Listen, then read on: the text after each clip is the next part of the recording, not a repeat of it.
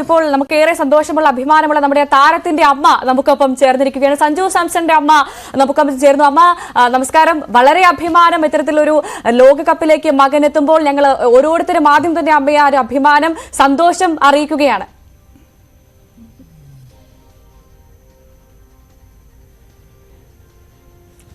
അമ്മ കേൾക്കാമോ?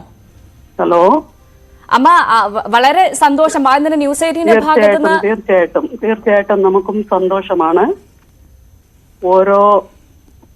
ഓരോ വ്യക്തികളും സഞ്ജുവിനെ പിന്തുണച്ചുകൊണ്ടിരിക്കുന്ന ഓരോ വ്യക്തികളുടെയും ആഗ്രഹം പോലെ തന്നെ സഞ്ജുവും ഒരുപാട് ആഗ്രഹിച്ചിരുന്നു. അതിനോടൊപ്പം തന്നെ സഞ്ജു ഒരുപാട് അതിന്റെ പേരിൽ പ്രയത്നിക്കുകയും ചെയ്യുന്നുണ്ടായിരുന്നു.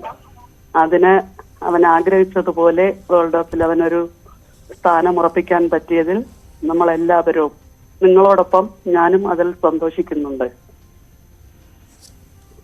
നമുക്ക് എല്ലാവർക്കും ഈ സന്തോഷത്തിൽ ഒന്നുചേരാം. Thank you so much. വളരെ നന്ദി. സഞ്ജു സാംസന്റെ അമ്മയാണ് ഈ ഘട്ടത്തിൽ പ്രതികരിച്ചത്. ഭവ്യ, ഈ സഞ്ജു സാംസന്റെ അമ്മ പറഞ്ഞതുപോലെ തീർച്ചയായും സന്തോഷം വളരെ പ്രകടമാണ് അമ്മയുടെ വാക്കുകളിൽ.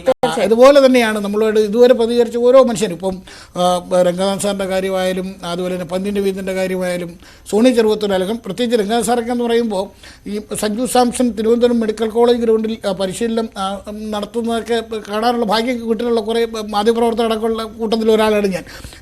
അല്ലെങ്കിൽ ഒരു ക്രിക്കറ്റർ എന്നുള്ള നിലയിൽ സഞ്ജുവിൻ്റെ വളർച്ച എല്ലാം നമ്മുടെ മുന്നിലാണ്. അതായത് മലയാളികളുടെ കണ്ണിന് മുന്നിൽ വളർന്ന ഒരു കളിക്കാരൻ വേൾഡ് കപ്പ് കളിക്കാനായി ഇന്ത്യൻ ടീമിലേക്ക് എത്തിയിരിക്കുകയാണ്.